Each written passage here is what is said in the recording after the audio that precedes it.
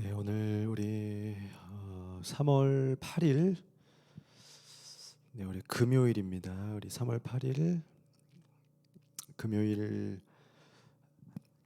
우리 매일 성경 아침 묵상 우리 같이 묵상하도록 하겠습니다. 우리 찬송 한 장 부를까요? 380장 나의 생명 되신 주리 한 절만 함께 부르시고 오늘 마가복음 10장으로 또 묵상하겠습니다. 나의 생명 되신 주 주님 앞에 나아갑니다. 주의 흘린 보혈로 정케하사 받아주소서. 날마다 주를 찬송하겠네. 주의 사랑 줄로서 나를 굳게 잡아 매소서. 아멘. 오늘 마가복음 10장 우리 1절부터 12절까지 본문 말씀이고요. 오늘은 제가 먼저 말씀을 한번 쭉 읽어드리도록 하겠습니다. 조금 빠른 우리 좀 속도로 읽어드리겠습니다. 내용을 한번 쭉 이해하시고 제가 설명을 간단히 해드리겠습니다. 예수께서 거기서 떠나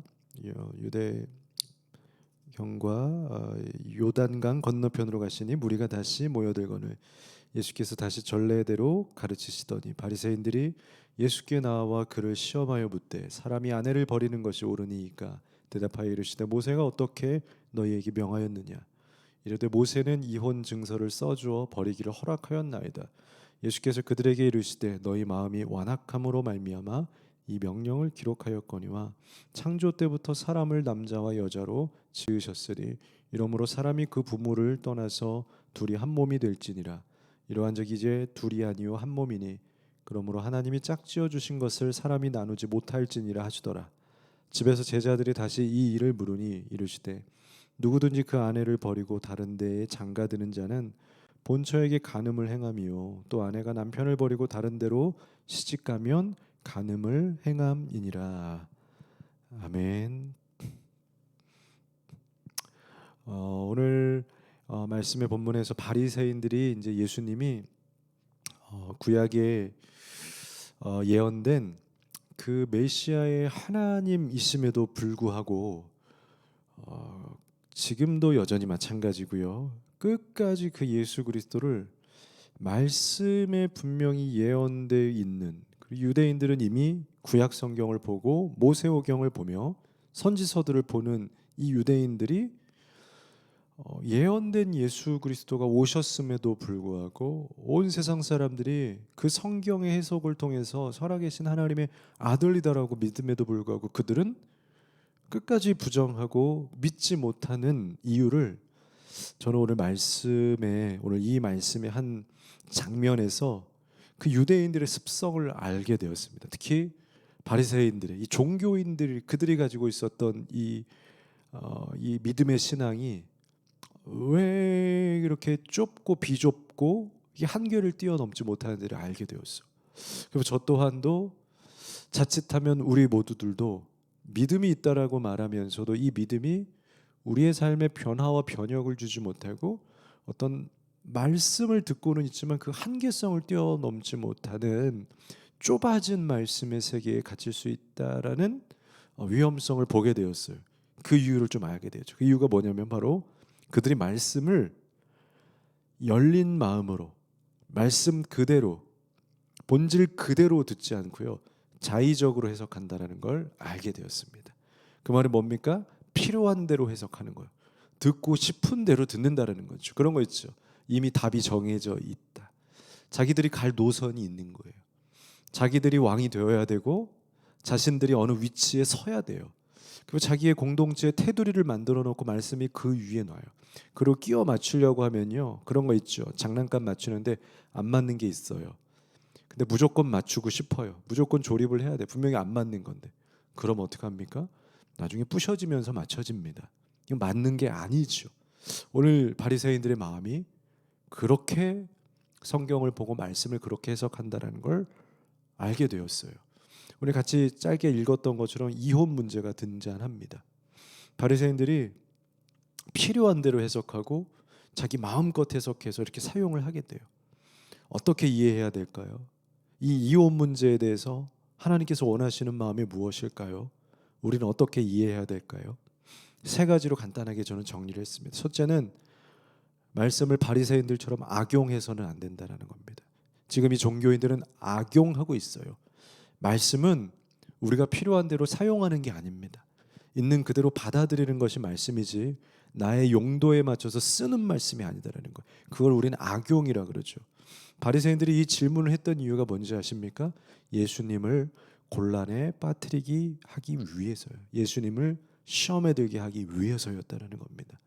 이미 세례 요한이 헤롯의 부부관계 때문에 그들의 이혼 문제 가정사 때문에 세례 요한이 그것을 비판하게 되고 그 문제로부터 시작해서 세례 요한이 참수형을 당하게 돼요. 자, 그렇다면 그 이혼 문제, 이 가정 문제 이걸 잘못 건들게 되면 다 어떻게 되는 겁니까? 다시 헤롯의 가정 문제와 연결지는 거예요. 잘못 비판하면 헤롯을 또 비판하는 겁니다. 그러면 예수님은 죽을 수 있는 거죠. 바로 그러한 악용과 허점을 가지고 예수님에게 이 질문을 하는 거예요. 이것부터가 잘못된 거예요. 말씀을 사용하고 있고 읽고 있는 목적과 취지 자체가 잘못된 거예요. 출발점이 잘못되었다라는 거죠. 두 번째는요, 말씀을 합리화하지 말아야 돼요. 오늘 이 바리새인들은요, 이 모세 율법을 들먹이면서 이혼을 허용하지 않았냐라고 하면서 이야기를 하고 있어요. 모세가 이렇게 이야기하지 않았냐? 말씀에서도 그들이 때로는 가족을 잘라내야 된다라고 말하지 않았냐?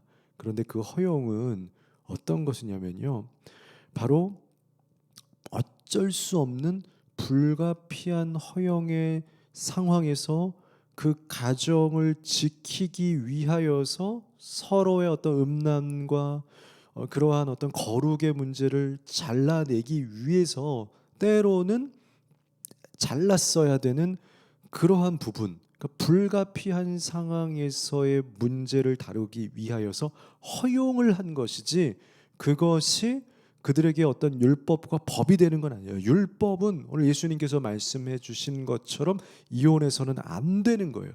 그런데 그 때로는 필요했던 그 문제는 언제만? 불가피할 때, 오히려 가정을 지켜야 할 때, 오히려 서로의 거룩과 건강을 지켜야 할 때만, 잘못된 혼합이 일어날 때만 불가피하게 아주 부분적으로 허용한 건데, 오늘 유대인들은 어떻게 했냐면, 바리새인들은 어떻게 했냐면 그 아주 조금 했던 말끄트머리를 붙잡고 허용한 것 아니냐, 말씀의 합리화, 그렇게 해서 자기들이 하고 싶은 대로 결혼하고 이혼하는 그런 합리화. 오늘날도 그런 것들 있죠. 뭐 아주 그냥 간단한 그런 어떤 사회 속에서의 어떤 도덕의 문제나 때로는 뭐 그런 뭐 그리스도인들에게 뭐 음주 문제 이런 것들이 있으니까요. 우리 모두가 거룩하길 원하고 할 수 있다면 기쁨을 주님에게서 찾게 되기를 저는 원합니다. 축복하고요. 또 건강하게 여러분들의 건강한 몸과 성전을 지켜 나아갔으면 좋겠고요. 금연도 하시고 금주도 하시고 다 우리에게 뭐 그것이 구원받지 안 받냐 그런 문제는 아니지만 가능하다라면 여러분들의 거룩을 지켰으면, 여러분들의 몸을 지켰으면 좋겠습니다. 그런데 사람들이 어때요? 신앙이 있으면서도 어디에서 보았던 그런 성경들을 이어서 술에 뭐 취하지만 말라 하지 않았느냐, 똑같은 거예요.